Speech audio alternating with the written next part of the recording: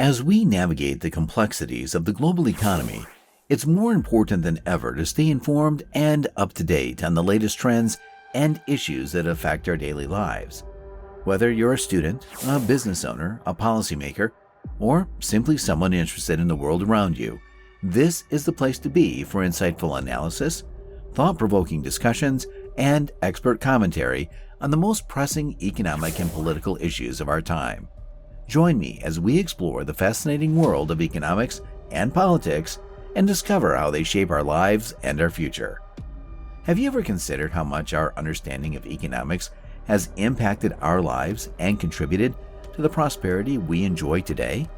While we often attribute our modern comforts to advancements in sciences like physics, medicine, and chemistry, economics has played a crucial role in shaping our world.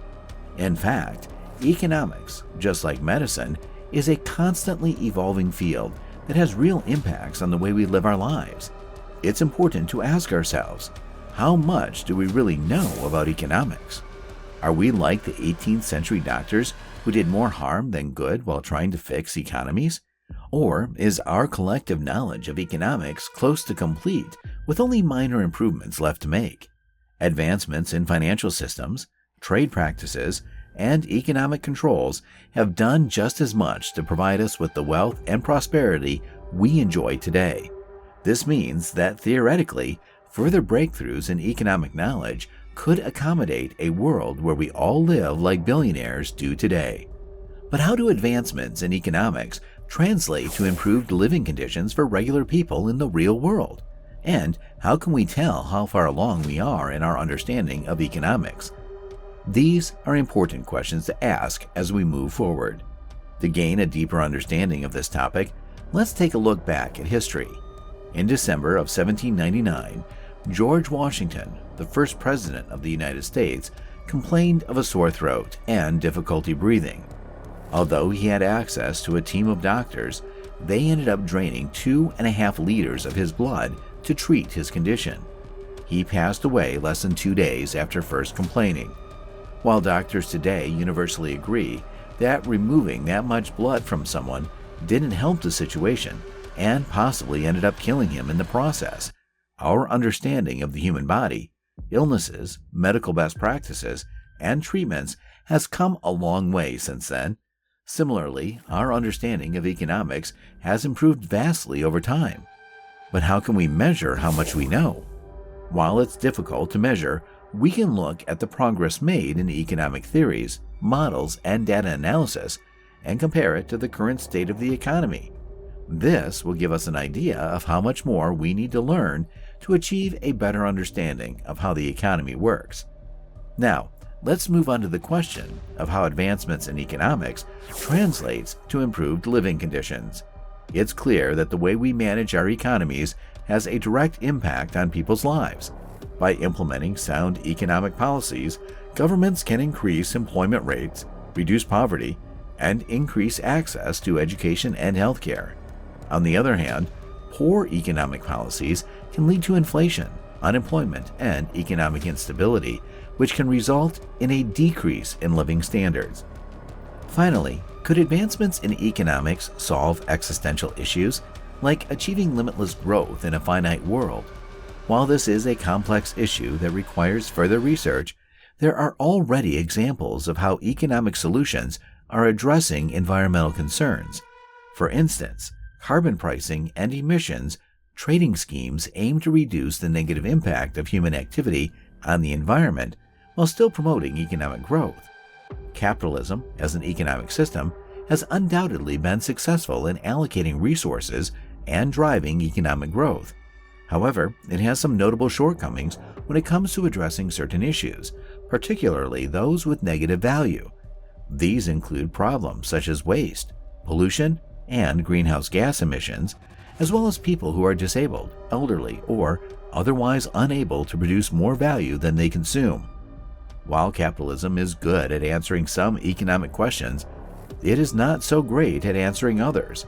Governments have had to step in and intervene to address some of these issues, such as implementing carbon pricing and forcing retirement savings. However, these workarounds often create their own problems. It is interesting to compare capitalism's limitations to the limitations of geocentrism, the theory that the world was the center of the universe and everything, including the sun, rotated around it. Geocentrism was a useful system for navigation and tracking the seasons, but there were inconsistencies in the movements of celestial bodies that could not be explained by the theory. Similarly, capitalism has some gaps that cannot be easily explained, and workarounds to address these gaps may create more problems. The field of economics is constantly evolving, and it is possible that new economic theories and systems will emerge that revolutionize the way we manage economies. For example, the advent of steam power and other technologies drove the Industrial Revolution and set us on our current trajectory of economic growth. Similarly, the study of economics has shown that economic cooperation and free trade produces more wealth overall than mercantilism, which was the general economic system before economics was an academic discipline. While capitalism has been successful in driving economic growth, it has limitations when it comes to addressing certain issues. As the field of economics continues to evolve, it is possible that new economic theories and systems will emerge that better address these issues and drive even greater economic growth. Do you know the fascinating and complex journey that a product like a smartphone takes before it reaches your hands? Did you know that the process involves dozens of countries and millions of workers? It's an intricate collaboration of economic systems that all work together to create the technology that we rely on every day. It all starts with silicon-rich quartz from South America, which is refined into pure silicon in Germany by a company called Zeiss. This pure silicon is then turned into a mirror with micron precision, which is used in machines to etch computer chip patterns into blocks of pure silicon to make CPUs and GPUs. These fabs are then shipped to companies like TSMC, which manufactures chips based on designs supplied by companies like AMD, Intel, and NVIDIA. These chips are then shipped to companies like Foxconn, which combines them with other advanced components to make something like a smartphone. The smartphones are then designed and marketed by companies like Apple for customers all over the world. But this intricate process is not possible without the economic advancements of people like Adam Smith and the teachings of people like Keynes. Today, most economists in positions of power subscribe to the Neo-Keynesian school of economics, which lays out how to run an economy effectively by managing debt, employment, inflation, taxation, and supply-side output to generate wealth that would not have been imaginable when Keynes was alive. But what are the limits of economics? Economics is not magic and cannot create wealth where there is none. Its main function is to guide people on the most efficient allocation of resources to achieve a desired outcome. The second limitation of economics is that it cannot be used to predict the future. Economists shouldn't predict the future, but should instead make recommendations about the present to encourage economic growth and development. Don't forget to subscribe and enable notifications to stay tuned for more fascinating insights into the world of economics and technology.